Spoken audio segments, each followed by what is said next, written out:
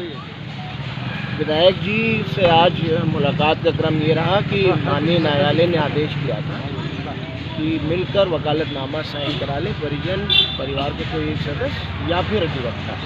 तो उसके क्रम में मैं आया था। विधायक जी से माननीय न्यायालय के लिए जो वकालतनामा लगना है वो साइन कराए और मुहर वगैरह लग गई। विधायक जी का स्वास्थ्य खराब है, काफ़ी बिगड़ा हुआ है, ठंड लग गई है बुरी तरह, और पोस्ट कोविड जितने ट्रीटमेंट्स उनको मिलने चाहिए थे वो सब मिले नहीं हैं। तो उसके कारणवश चेस्ट में काफ़ी इन्फेक्शन है, जिसकी वजह से खांसी है और ठंड की वजह से ठंडे पानी से नहाना और सब तरह की चीज़ें। फिर भी विल पावर है, स्ट्रॉन्ग है, सारी चीज़ों को फेस कर रहे हैं। जिस तरीके का इलाज दिया जाना था, क्या वो इलाज नहीं मिल पा रहा? नहीं, इलाज के नाम पर तो सिर्फ ढोंग हो रहा है। आप 10 बार 20 बार कहेंगे तब जाकर एक डॉक्टर आएंगे और वो देखेंगे और वो भी थर्मोमीटर लगाएंगे, बीपी नापेंगे और चले जाएंगे। 2022 का चुनाव बहुत नज़दीक है, किस दल से चुनाव लड़ेंगे कि निर्दलीय चुनाव लड़ेंगे? क्या रणनीति रहेगी? ये सब वक्त आने पर बताया जाएगा। वो 4 बार ऑलरेडी जेल में से रह के चुनाव लड़ चुके हैं। वक्त आने पर सारी चीज़ों का खुलासा। क्या माना जा रहा है कि इस समय जो चुनाव चल रहे हैं, आगामी विधानसभा आ रहे हैं और ये अंदर हैं, क्या बाहर आने की उम्मीद है?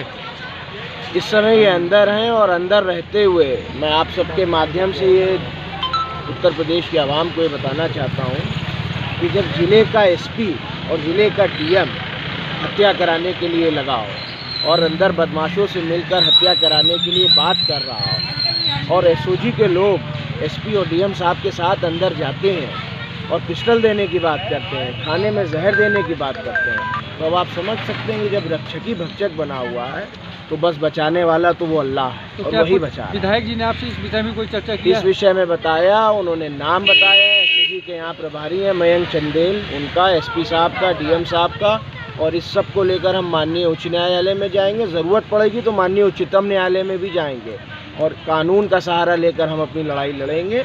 और इस तरह से एक निर्वाचित विधायक, मैं तो कहता हूँ विधायक छोड़ दीजिए, वो एक सीनियर सिटीज़न है, इस देश के नागरिक हैं और ये उनके लिए गौरव की बात है हम लोगों के लिए। लेकिन उसके बावजूद जो मौलिक अधिकारों का हनन हो रहा है वो सबसे दुर्भाग्यपूर्ण बात है और ये सरकार बहुत जुल्म कर चुकी। अब इस सरकार को उखाड़ फेंकने का वक्त आ गया है। गरीब परेशान है, किसान परेशान है, बेरोज़गार परेशान है, बहुत हो गया।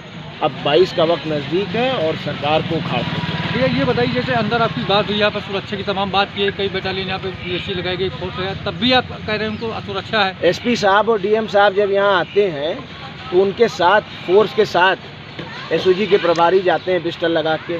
कौन तलाशी लेगा उनकी? कोई किसी की हिम्मत है कि तलाशी ले ले? अरे दबाव तो इतना है कि जो बात मैं बोल रहा हूँ ये भी चलेगी कि नहीं चलेगी अभी इसका विषय है। मैं तो आप सबसे गुजारिश करूँगा कि भारत के 3 ही संवैधानिक स्तंभ हैं और आपको चौथा स्तंभ माना जाता है। तो मीडिया के बंधुओं भाइयों, मैं आपसे रिक्वेस्ट कर रहा हूँ, गुजारिश कर रहा हूँ कि मेरी बात को आप एज इट इज़ दिखाइए ताकि ये चीज़ें लोगों के सामने आएँ। और मेरे फादर ने नाम लेकर बताया कि किस तरह से उनकी हत्या की प्लानिंग की जा रही है ताकि वो लड़ ना सके चुनाव। और आगे के लिए वो ब्रजेश सिंह के खिलाफ गवाह हैं। अगर ब्रजेश सिंह के खिलाफ वो गवाही माननीय न्यायालय में दे देंगे तो क्या होगा उस ब्रजेश सिंह के भविष्य का, जो दाऊद इब्राहिम, अंडरवर्ल्ड डॉन दाऊद इब्राहिम का फाइली है। एक ही केस है जिसमें 3 लोग फाइली हैं, सुभाष ठाकुर, ब्रजेश सिंह और दाऊद इब्राहिम। और उसके विरुद्ध मेरे पापा पे उन्होंने अटैक किया था, उसके विरुद्ध पापा चश्मदीद गवाह, घायल गवाह और वादी मुकदमा, और वो गवाही दे देंगे तो क्या होगा। इसलिए ये सारा कुक्रम रचा जा रहा है। लेकिन मेरा मानना है और हम सबका ईमान है कि मारने वाले से बहुत बढ़कर है बचाने वाला, और अल्लाह ही मौत और ज़िंदगी का मालिक है। और अल्लाह जब तक